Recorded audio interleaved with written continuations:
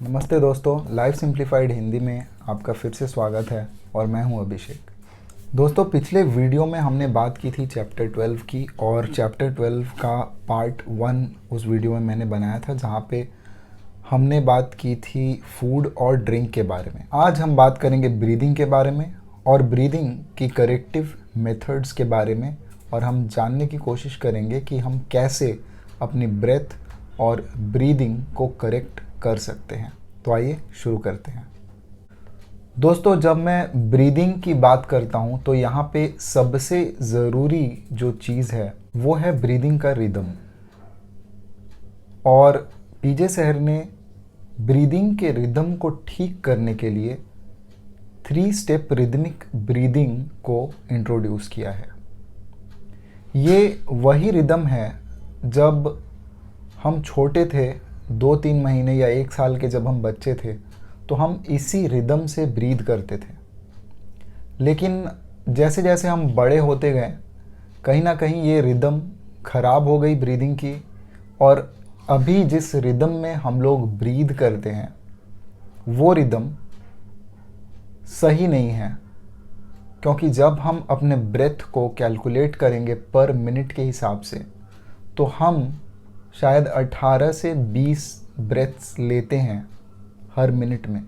लेकिन अगर आप देखें योगा के हिसाब से तो हर मिनट में 10 या 12 ब्रेथ होने चाहिए। तो दोस्तों, हम समझते हैं इस वीडियो में 3 स्टेप रिदमिक ब्रीदिंग के तीनों स्टेप्स को, और इससे हमें क्या क्या लाभ हो सकता है, हमारे रोज़ के जीवन में कौन कौन सी बदलाव आ सकती है, और ये कैसे हमारे फूड से भी रिलेटेड है, हमारे बाकी सारे हैबिट्स से भी ब्रीदिंग कैसे रिलेटेड है, मैं ये आपको समझाने की कोशिश करूँगा। दोस्तों, 3 स्टेप रिदमिक ब्रीदिंग में जाहिर है कि 3 स्टेप्स हैं। वो कौन कौन से 3 स्टेप्स हैं? अगर कोई व्यक्ति इस किताब को पढ़ेगा तो शायद उससे एक बार पढ़ के ये समझ में ना आए कि 3 स्टेप रिदमिक ब्रीदिंग कैसे करनी है, और इसके जो स्टेप्स है वो कैसे हम समझेंगे कि कौन सा स्टेप कैसे काम करता है। तो दोस्तों, पहला जो स्टेप है 3 स्टेप रिदमिक ब्रीदिंग का, वो तो पहले टेक्निक पे फोकस करना है कि ब्रीदिंग की जो टेक्निक है जिसे हम भूल चुके हैं, उस ब्रीदिंग को हम वापस नेचर के साथ कैसे अलाइन करेंगे, वो है पहला स्टेप। दूसरा स्टेप ये है कि हम इस ब्रीदिंग को, हमारी जो सांसें हम ले रहे हैं और जो हवा जो लंग्स में भर रही है, उस हवा की वॉल्यूम को ठीक करेंगे। कितना वॉल्यूम हमारे लंग्स का भरना चाहिए। तो जब भी हम सांस लेते हैं तो हमारे लंग्स का पूरा जो वॉल्यूम है वो पूरी तरह से यूटिलाइज होना चाहिए। तो सेकंड स्टेप में हम सीखते हैं वॉल्यूम के बारे में। और तीसरा जो स्टेप है वो है पूरे इस टेक्निक और वॉल्यूम के साथ जो हमारे ब्रेथ की रिदम होगी उसके बारे में। दोस्तों, जब पीजे सहर ब्रेथ की टेक्निक के बारे में बात करते हैं तो वो कहते हैं कि आप बेड पे या ज़मीन पे अच्छे से लेट जाएं, सीधे अपने पीठ के बल, अपने हाथों को अपने सर के पीछे रख लें। इसका मतलब आपके हाथों का जो पोजीशन होगा वो इस तरीके से होगा आपके सर के ऊपर कि आपकी जो लंग्स है वो पूरी तरह से खुल जाए और ऑब्स्ट्रक्टेड ना रहे। अगर आप अपना हाथ नीचे की ओर रखते हैं सीधा, तो हमारे लंग्स को शायद उतना स्पेस नहीं मिलता कि वो पूरी तरह से एक्सपैंड हो पाए। इसीलिए पीजे सहर कहते हैं कि अपने हाथों को ऊपर रख लें या फिर सर के पीछे प्लेस कर लें एक तकिए की तरह। तो ऐसा करने से हमारी जो लंग्स है वो पूरी तरह से खुल जाते हैं। उसके बाद पीजे सहर कहते हैं कि आप अपने पेट के ऊपर एक भारी किताब रख लें। तो ये भारी किताब रखने को क्यों कहते हैं पीजे सहर? दोस्तों, जब भी हम सांस लेते हैं तो हमारा जो सांस लेने का जो सबसे इम्पॉर्टेंट एक ऑर्गन है लंग्स के अलावा, वो हमारा डायफ्राम है। डायफ्राम वो मसल है जो हमारे रिबकेज के ठीक नीचे होता है, और जब वो मसल सिकुड़ता है और फैलता है तभी हम सांसें छोड़ते हैं और लेते हैं। तो यहाँ पे क्या हो रहा है, हमारा जो डायफ्राम है जब भी हम सांस ले रहे हैं वो भी एक्सपैंड हो रहा है सो दैट कि हवा जो है वो पूरी तरह से लंग्स में भर जाए। और जब हम सांस को छोड़ते हैं तो हमारी जो लंग्स है वो सिकुड़ने लगती है, हमारा जो रिबकेज है वो भी सिकुड़ने लगता है और हमारा जो डायफ्राम है वो हवा को ऊपर की तरफ पुश कर देता है। ये एक्टिविटी होती है हमारे चेस्ट के रीजन में और चेस्ट के नीचे वाले रीजन में। अब किताब को रखने का क्या सिग्निफिकेंस है पेट के ऊपर? जब हम किताब रख देते हैं पेट के ऊपर तो हम ये इंश्योर करते हैं कि हवा हमारे पेट में ना भरे और पूरी हवा हमारे लंग्स में ही भरे। सबसे ज़रूरी बात यह है कि हम नाक से सांस लेंगे, हमारा जो मुंह है वो पूरी तरह से बंद रहेगा। जब हम नाक से सांस लेंगे तो हवा डायरेक्टली लंग्स में जाएगा और लंग्स एक्सपैंड होगा। और जब हम किताब रखते हैं यहाँ पे और जब भी हम सांस ले रहे हैं या जब हमारा लंग्स एक्सपैंड हो रहा है तो किताब जो है वो उसका मूवमेंट होगा, उसके ऊपर के हिस्से का मूवमेंट होगा। जब भी पीजे सर कहते हैं कि किताब का मूवमेंट होगा और वो मूवमेंट भी आप परसीव कर सकते हैं, इसका मतलब ये है कि जो मूवमेंट है वो नाभि के ऊपर वाले पोर्शन में होगा। नाभि के नीचे के पोर्शन में कोई मूवमेंट नहीं होगा जब आप सांस ले रहे हैं। तो ये जो मूवमेंट है ये बहुत ही स्लो, बहुत ही सटल मूवमेंट होगी जो आप आंख बंद करके परसीव कर सकते हैं, फील कर सकते हैं। इसका एक वीडियो मैंने बनाया था जो मेरे इंग्लिश चैनल पे है, उस वीडियो का लिंक मैं यहाँ पे डाल दूंगा और उस वीडियो का कार्ड भी मैं यहाँ पे डाल दूंगा। आप उस वीडियो को ज़रूर देखें। मैंने वहाँ पे 3 स्टेप ब्रीदिंग का जो फर्स्ट स्टेप है जिसमें हम टेक्निक सीखते हैं पेट के ऊपर किताब रख के, वो टेक्निक मैंने दिखाई है। तो ये तो हो गई पहली टेक्निक जहाँ पे हम अपने लंग्स के नीचे के जो पोर्शन है उसमें पूरी हवा भरते हैं, लंग्स को पूरा एक्सपैंड करते हैं नीचे और उसमें पूरी हवा करते हैं। जब हम सांस लेंगे इस टेक्निक को करते समय तो हमारी सांसें जो होंगी वो नॉर्मल होंगी। हम डीप ब्रीदिंग करने की कोशिश नहीं करेंगे, हम बस किताब को अपने पेट पे रख देंगे और हम अपने हाथ को सर के पीछे रख लेंगे और नॉर्मल ब्रीदिंग करेंगे। वो नॉर्मल ब्रीदिंग भी जब आप करेंगे दोस्तों तो आपको महसूस होगा कि आप प्रॉपर तरीके से हवा को अपने लंग्स में ले रहे हैं और छोड़ रहे हैं। आप डीप ब्रीदिंग नहीं कर रहे हैं, फिर भी आपको ऐसा लगेगा कि आपकी जो ब्रीदिंग है वो अच्छी हो रही है। अब जब इस टेक्निक को आप 6 महीने तक करेंगे और जब आप चलते फिरते उठते बैठते इसी टेक्निक से सांसें लेना सीख जाएंगे, जहाँ पे आप जब सांस लेते हैं तो आपकी जो हवा है सांस लेने के समय तो वो हवा पूरी आपकी लंग्स में ही जाती है और आपका लंग्स का जो नीचे का पोर्शन है वो पूरी तरीके से एक्सपैंड होता है। तो ये टेक्निक जब आप सीख जाएंगे तब देखेंगे कि आपकी जो सांस की जो फ्रीक्वेंसी है वो भी कम हो गई है पहले से। इसके बाद आप काम कर सकते हैं अपने वॉल्यूम पे, सांस की जो वॉल्यूम है, यानी कि कितना वॉल्यूम हवा आप अपने लंग्स में भरेंगे।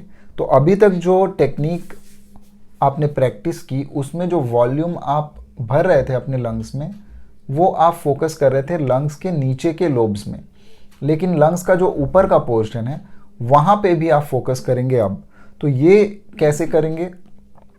आप दीवार के अगेंस्ट खड़े हो जाएंगे और आप अपने हाथों को ऐसे रख लेंगे, दीवार में टच करेगा आपका पाम का ये पीछे का पोर्शन। और जब आप सांस लेंगे, जब आप सांस अंदर लेंगे तो आपका हाथ ऊपर की तरफ बढ़ेगा, जैसे मैं करके दिखाता हूं। तो ये जब होगा तो क्या होगा कि हवा तो पहले आपने अपने लंग्स के नीचे के पोर्शन में भरने की टेक्निक आप सीख चुके हैं। अब यहाँ पे जब आप हाथ ऊपर ले जाते हैं तो हाथ ऊपर ले जाते हैं तो आपका जो लंग्स है वो पूरा खुलता है और हवा लंग्स के ऊपर के पोर्शन में भी भरता है। तो यहाँ पे आप सीखते हैं कि आप वॉल्यूम एक बार में ज़्यादा से ज़्यादा वॉल्यूम नॉर्मल ब्रीदिंग में कैसे आप उस हवा को अपने लंग्स में ले पाएंगे। तो ये टेक्निक हो गई वॉल्यूम की, जो है सेकंड स्टेप। तो यहाँ पे जब हम 2 स्टेप्स सीख लेते हैं तो हम इस टेक्निक के साथ और 6 महीना प्रैक्टिस करेंगे और हम हमेशा कॉन्शियस रहेंगे कि हमारी जो ब्रेथ है वो सही से हो रही है। और जब आप 6 महीने इस चीज़ को कर लेते हैं तो वो आपका एक पार्ट बन जाता है। आप अनकॉन्शियसली भी उसी रिदम में और उसी टेक्निक में ब्रीथ करते हैं और आप अपने लंग्स को पूरी तरह से भरते हैं पूरे वॉल्यूम के साथ।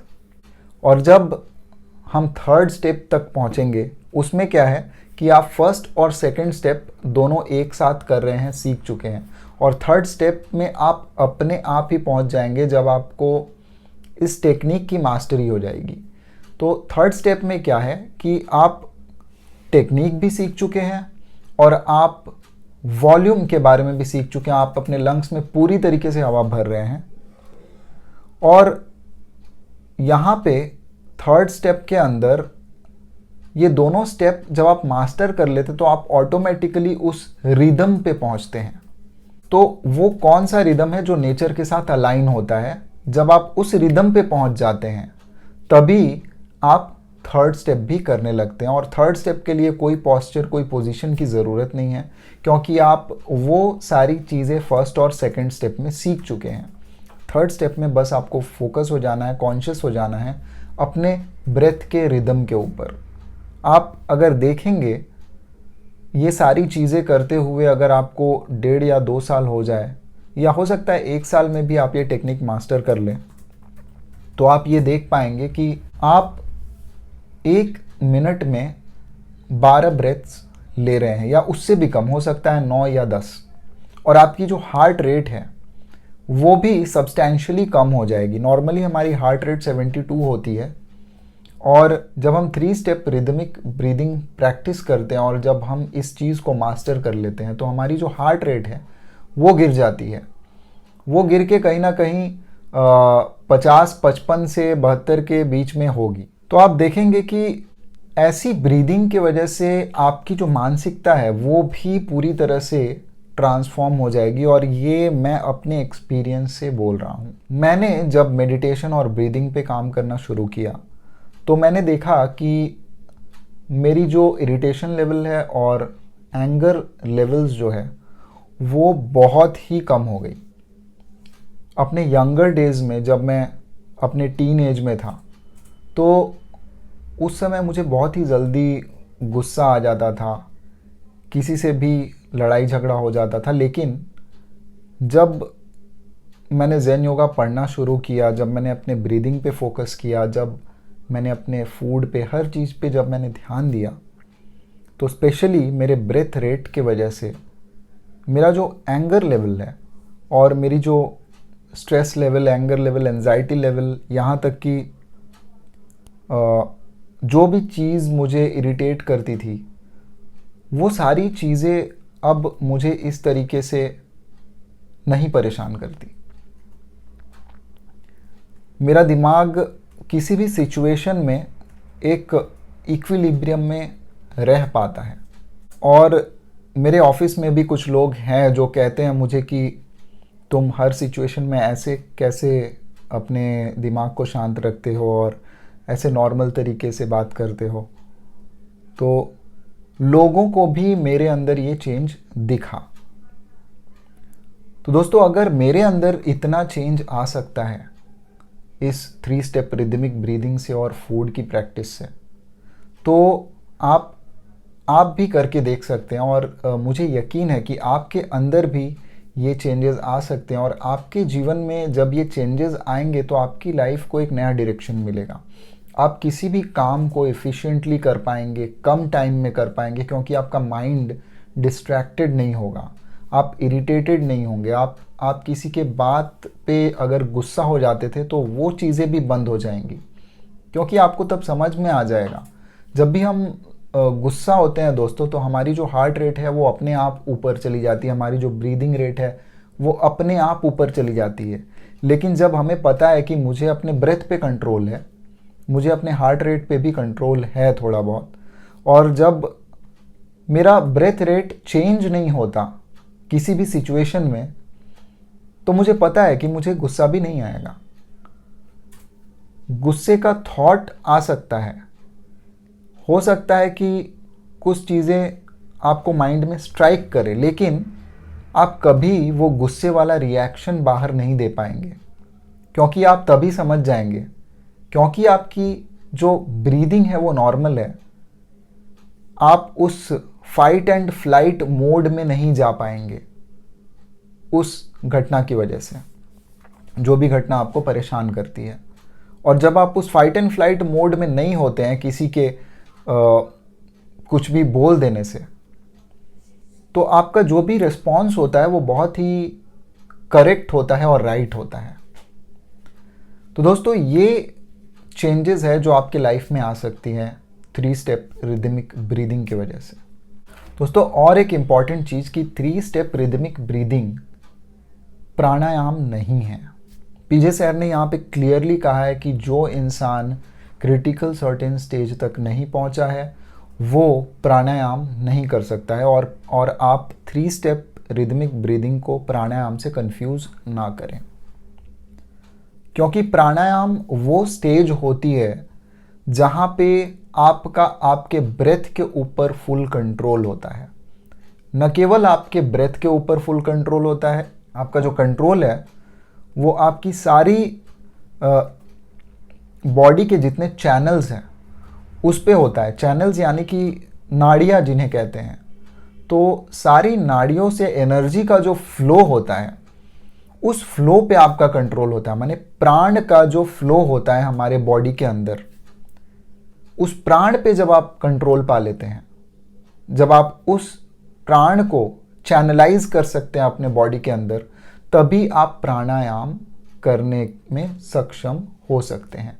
और ये तभी पॉसिबल है जब आप यम, नियम और आसन को परफेक्ट कर लें इन चीज़ों को। यानी कि यम, नियम और आसन जब मैं कहता हूँ तो मैं उसी डिसइंफेक्शन चेंबर की बात कर रहा हूँ जिसमें पीजे सर कहते हैं कि आप इस डिसइंफेक्शन चेंबर से बाहर ना निकले, आप करेक्टिव मेथड्स को फॉलो करें। तो जब हम बेसिकली करेक्टिव मेथड्स को फॉलो कर रहे हैं, ब्रीदिंग प्रैक्टिसेस को फॉलो कर रहे हैं, तो ये यम, नियम और आसन का ही एक पार्ट है। जब ये परफेक्ट हो जाता है तब हम प्राणायाम कर पाते हैं, तभी हम उसके बाद प्रत्याहार पे पहुंच पाते हैं। तो दोस्तों, 3 स्टेप रिदमिक ब्रीदिंग में जो पहला स्टेप है वो लोअर चेस्ट में जो ब्रीदिंग हो रही है उस पे आपका फोकस ले जाएगी, और जो सेकंड स्टेप है वो अपर चेस्ट में जो ब्रीदिंग हो रही है उस पे आपका फोकस ले जाएगी। और इन दोनों स्टेप्स को मिला के जब आप इस ब्रीदिंग को मास्टर कर लेते हैं, आप ये ब्रीदिंग जब आपके बॉडी, आपके माइंड, आपके सोल का एक पार्ट बन जाती है, तब आप उस थर्ड स्टेप पे भी पहुंच जाते हैं जब आप उस रिदम में होते हैं, जो रिदम इस यूनिवर्स से अलाइंड होता है। और जब वो रिदम इस यूनिवर्स से अलाइंड होता है तो आपके जो थॉट्स है वो भी धीरे धीरे प्यूरिफाई होने लगते हैं। आप फिर जब फूड का इंटेक करेंगे, जब आप फूड लेंगे और उस समय जब आप देखेंगे, अपने माइंड को ऑब्जर्व करेंगे, बेसिकली जब आप खाना खाते हैं तो आपको उस टाइम पे कुछ और नहीं करना है। और इस प्रोसेस को करते करते, इस ब्रीदिंग और फूड के प्रैक्टिस को करते करते आपके बॉडी के जो सेल्स हैं, जो पुराने सेल्स हैं, वो इस नए फूड और नए ब्रीदिंग के थॉट वाले सेल से रिप्लेस होते जाएंगे। और आप देखेंगे कि कुछ ही सालों में, 2, 3 या 4 सालों में आपका बॉडी और माइंड पूरी तरीके से ट्रांसफॉर्म हो पाएगा। और ये चेंजेस आप अपने डे टू डे लाइफ में आप ऑब्ज़र्व कर पाएंगे। आप जब पीछे मुड़ के देखेंगे 3-4 साल पहले, तो आप देखेंगे कि आप एक अलग ही व्यक्ति हैं, आपकी अलग हैबिट्स हैं, आपको उस समय कुछ और चीज़ें पसंद थी और अभी कुछ और। दोस्तों, आज के ब्रीदिंग के वीडियो में इतना ही। नेक्स्ट वीडियो में हम बात करेंगे चैप्टर 13 की, जिसमें पीजे सर बात करते हैं प्रोग्रेस ऑन द पाथ के बारे में। यानी कि आप जिस पाथ पे चल रहे हैं, जिस स्पिरिचुअल जर्नी में आप हैं, वहाँ पे आपकी प्रोग्रेस कैसे हो रही है और कितनी हो रही है, उसके बारे में।